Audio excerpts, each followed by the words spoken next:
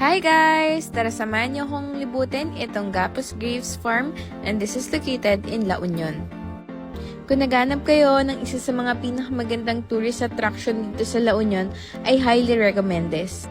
Guys, free yung parking nila dito and even free din yung entrance nila. They are selling different kind of juices and highly recommend ko dito yung guayabano juice and it is 200 pesos only guys. So kung bumili kayo ng maraming bottles dito, magkakaroon pa kayo ng free, as in literal na maraming free.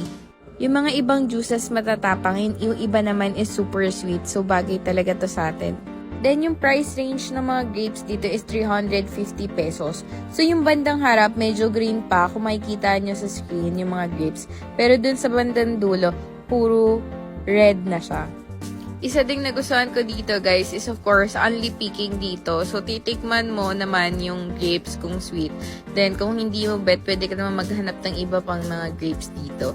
Medyo maputik dito sa portion na to kasi tag-ulan nung pumunta kami dito, mga bandang July na to. Mas better talaga mga summer kayo pupunta dito para ma-enjoy nyo kahit for like 1 hour nandito kayo maghanap ng mga masarap na grapes.